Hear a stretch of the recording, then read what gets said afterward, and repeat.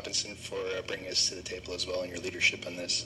My name is Larry Norris. I'm a resident in Berkeley District 1. I studied cognitive psychology at the University of Michigan Ann Arbor, and I'm currently a PhD candidate at the California Institute of Integral Studies in San Francisco, studying my dissertation on transformative ayahuasca experiences. I'm also the co-founder and executive director of Entheogenic Research, Integration, and Education, which is a 501c3 nonprofit located in the East Bay right now.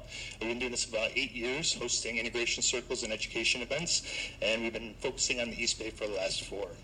What we've noticed over the years of hosting peer integration circles is a diversity of participants who are already exploring the potentials of entheogens. People who are seeking community to avoid the feeling of isolation that can emerge from a profound experience that is both stigmatized and criminalized.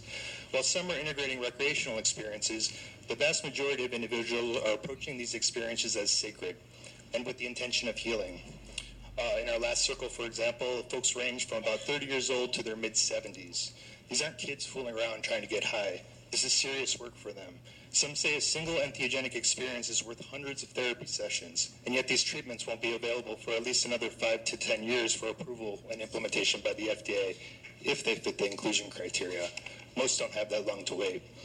Decriminalization is a risk reduction strategy to make sure those with potentially transformative or even challenging experiences can safely access their community and information they need to support their process. I'm also the co-founder and board member of Decriminalize Nature, which just passed a resolution in Oakland on June 4th. During the crafting of the Oakland document, we paid special attention to the issue of fundamental human rights. It is an inalienable right to develop our own relationship to nature.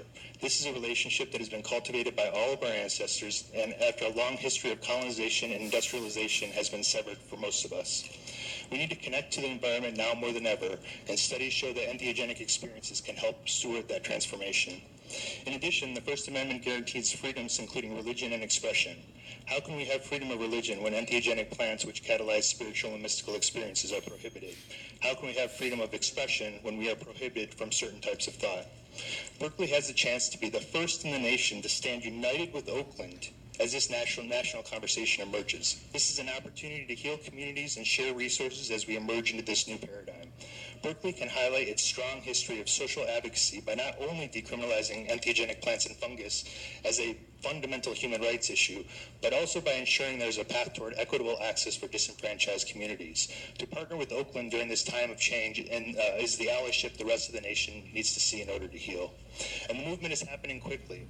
There is no doubt that Decriminalize Nature is becoming a national conversation.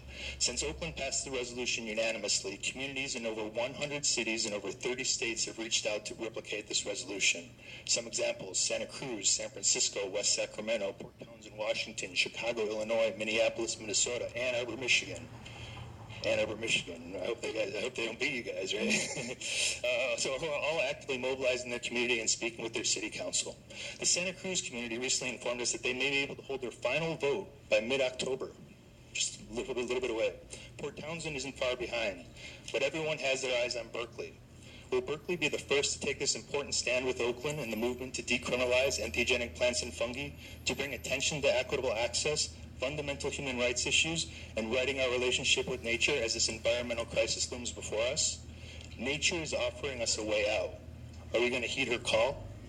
And also, just real quick on Councilmember Han's discussion around deprioritization, I just want to touch on deprioritization can also lead to confusion within law enforcement because they're not really sure where the priorities are. So also the extraction of the funding is part of the decriminalization, so that would make it de facto decriminalization as far as I understand. So thank you very much, everyone. Thank you.